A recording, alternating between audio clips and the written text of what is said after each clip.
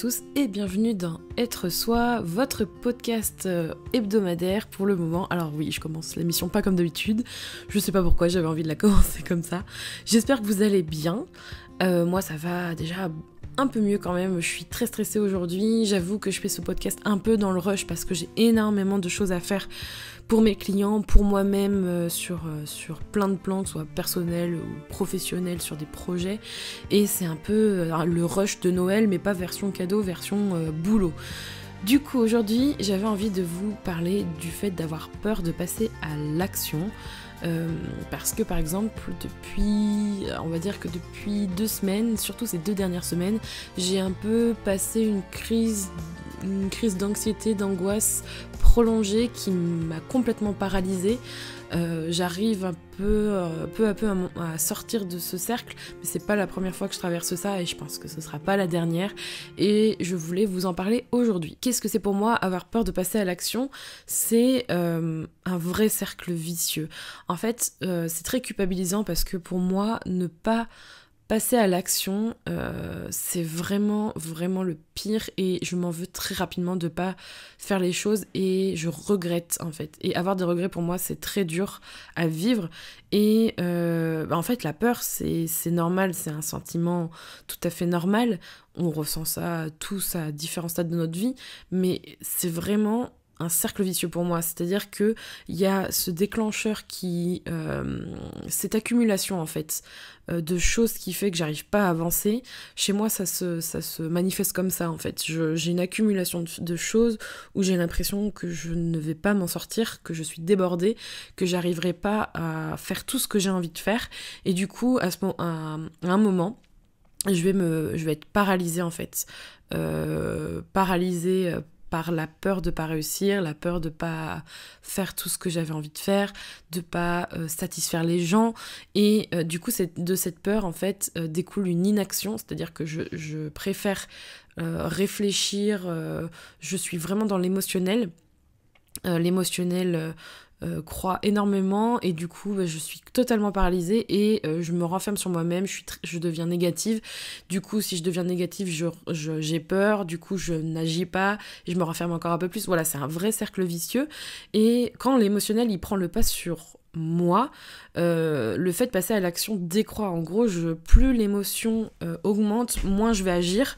Et ça, c'est comment dire, deux choses qui sont tout à fait logiques, parce que l'émotionnel, c'est quelque chose de très naturel chez l'être humain et c'est un automatisme pour nous. C'est-à-dire que quand vous avez peur, c'est beaucoup plus simple en fait d'avoir peur et de ressentir quelque chose, d'avoir une émotion que d'être dans la rationalisation, d'essayer de trouver des solutions et de passer à l'action.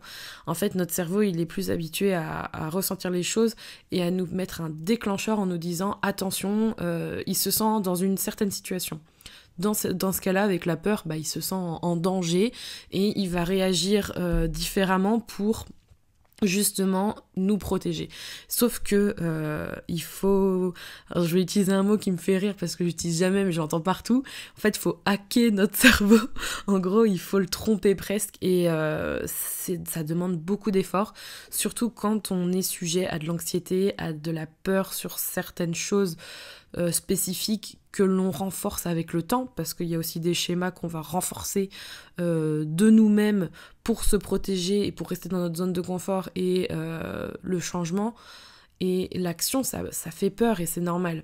Moi par exemple, là en ce moment je suis terriblement stressée, je prends pas assez de temps pour moi, du coup je me laisse totalement bouffer par tout et c'est très dur à vivre parce que j'ai l'impression de revivre en fait la même chose que je vivais quand j'ai quitté en fait mon travail en CDI pour me lancer à mon compte. Je ressens en fait les mêmes émotions, les mêmes craintes, parce que je suis moi-même en train de changer sur différents aspects et je revis en fait ces schémas et je comprends pourquoi en fait je les ai vécus en partie à cause de ces émotions-là et j'essaye en fait là maintenant j'ai compris qu'il fallait que je travaille dessus absolument parce que à chaque fois que je serai confrontée à un changement que je considère nécessaire et vital pour moi, parce que ça heurte trop mes valeurs de rester inactive et dans l'inaction, il faut absolument que je travaille sur ça et sur le fait de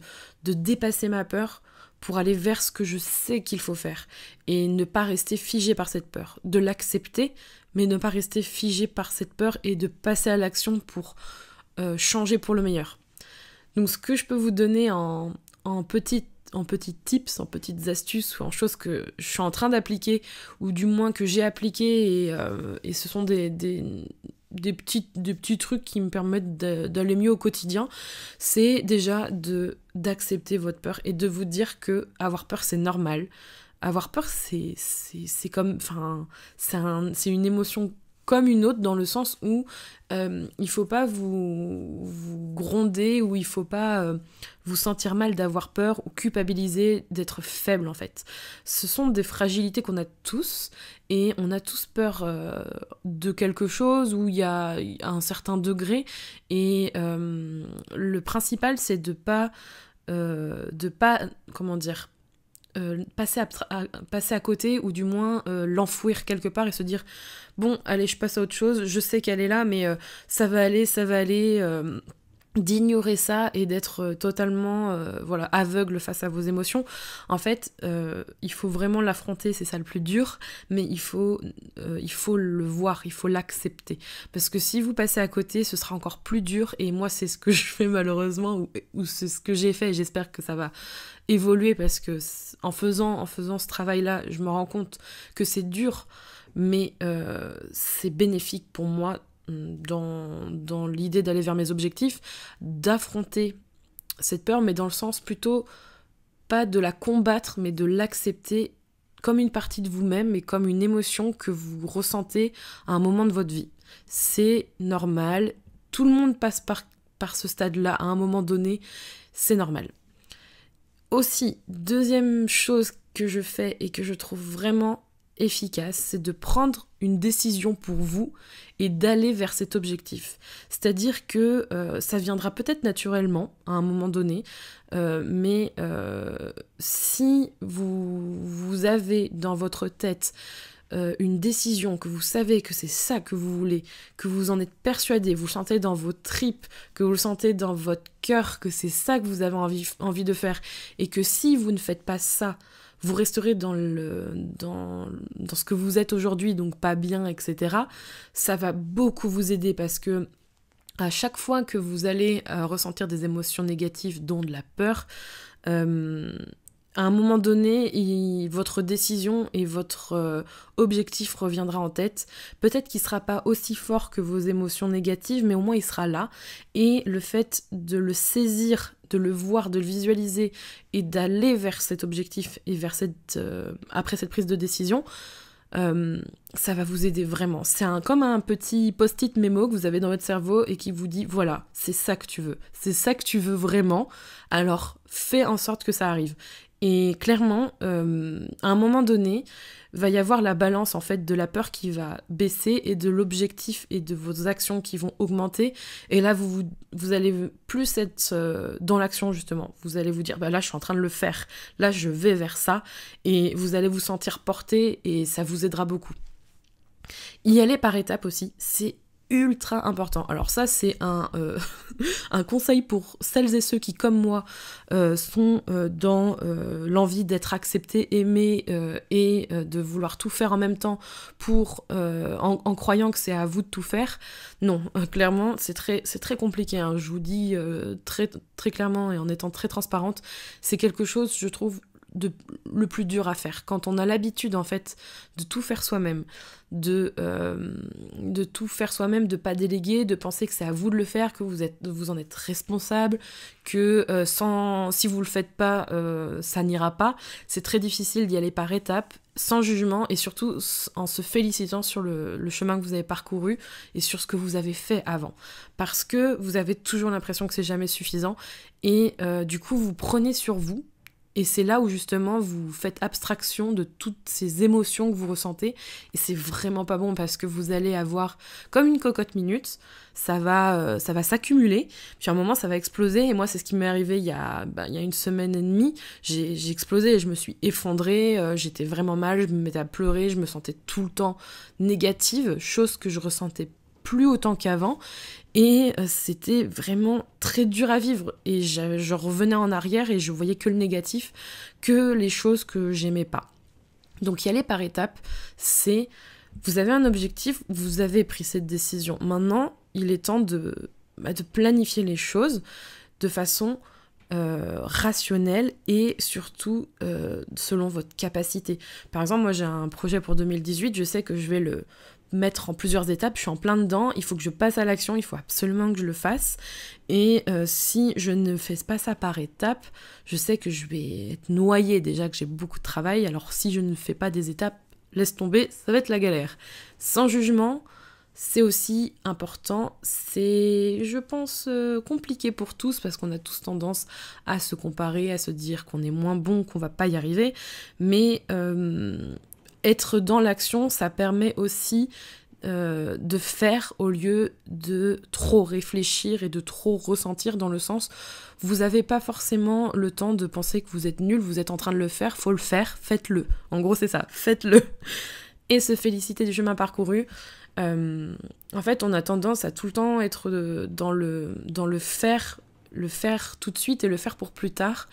Et on oublie souvent qu'on a fait plein de choses auparavant. Par exemple, là, dernièrement, j'ai réalisé qu'en faisant mon petit point côté professionnel, que ça faisait 1 an et demi que j'avais mon entreprise, que grâce à ça, j'avais embauché Rémi, qu'on travaillait ensemble depuis plusieurs mois. C'est quand même un grand pas parce que ça demande des ressources financières.